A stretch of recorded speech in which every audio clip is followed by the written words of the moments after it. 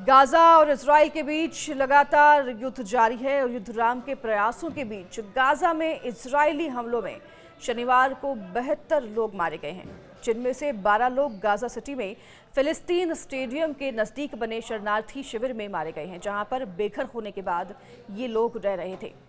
ये लोग तब मारे गए हैं जब अमेरिकी राष्ट्रपति डोनाल्ड ट्रंप ने गाजा में अगले सप्ताह युद्ध विराम की संभावना जताई है।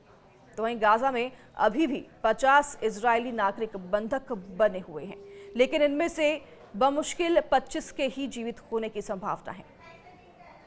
बता दें आपको कि 7 अक्टूबर 2023 को फिलिस्तीन लड़ाकों ने इजरायली शहरों पर हमला करके वहां करीब 1200 लोगों की बर्बर तरीकों से हत्या कर दी थी और 250 से ज्यादा लोगों को अगवा कर बंधक बना लिया था, जब से इस युद्ध की शुरुआत हुई। इसी के बाद से इजरायल ने युद्ध का ऐलान करते हुए गाजा पर हमले शुरू कर दिए थे, जो कि अभी तक चल रहे हैं।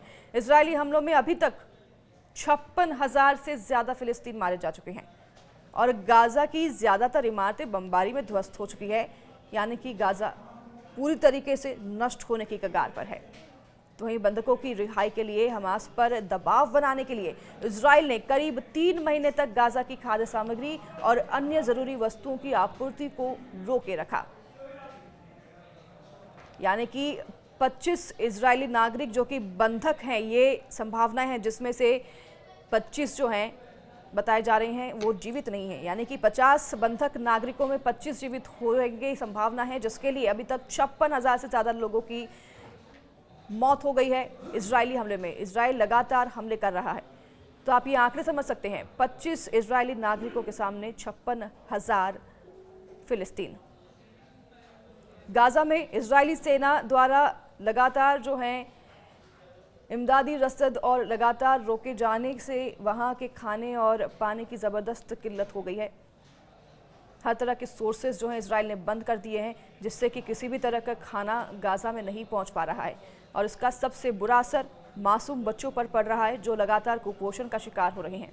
गाजा के एक अधिकारी के मुताबिक भूख से तड़प कर पिछले दिनों 70 बच्चों की मौत हो चुकी है। गाजा के एक अधिकारी के मुताबिक 17,000 बच्चे कुपोषण से अभी के समय तक गाजा में पीड़ित हैं। तो वहीं अधिकारी ने यह आशंका जताई है कि अगर दुनिया की तरफ से कोई भी गंभीर हस्तक्षेप इसमें नहीं किया जाता है तो बड़ी संख्या में बच्चे कुपोषण से गाजा में मर जाएंगे। गाजा के सरकारी मीडिया कार्यालय के अनुसार यह घटनाक्रम इजरायली बलों द्वारा क्रॉसिंग को बंद करने और कमजोर समूहों, विशेष रूप से शिशुओं और बीमार लोगों के लिए निर्धारित शिशु दूध और पोषण संबंधों पूरक पदार्थों के प्रवेश को रोकने के कारण हुआ है। यानी कि इजराइल बच्चों को अब टारगेट कर रहा है।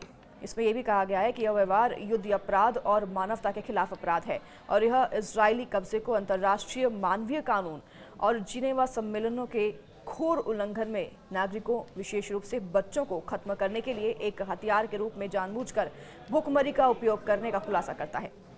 तो वहीं इजराइल ने आपको बता दें कि मार्च में फूड और फ्यूल सप्लाई गाजा में रोक दी थी। इस पर पूरी तरीके से रोक लगा दिया था फूड सप्लाई पर, जिससे कि गाजा में पूरी तरीके से भूखमरी फैल गई है। अब भारी दबाव के बाद हल्की राहत तो मिल रही है गाजा को, लेकिन ये गर्म तवे पर पानी के छींटे जैसा है। मंगलवार को संयुक्त राष्ट्र ने यानी कि यूएन ने यह भी जताया है कि जल्द मदद न मिले तो 48 घंटों में 14,000 बच्चों की जान जा सकती है। जेनेवा कन्वेंशन 1949 के तहत इस पर सीधा नियम है। नागरिकों को भूखा रखना जंग का तरीका नहीं हो सकता है। तो इंटरनेशनल कोर्ट ऑफ जस्टिस यानी कि आईसीसी भी आबादी को भूखा रखने को वॉर क्राइम मानता है। दोनों का आरोप है कि इजराइल भूखमरी को बार्गेनिंग का तरीका मान रहा है ताकि दबाव में आकर हमास सरेंडर कर दे।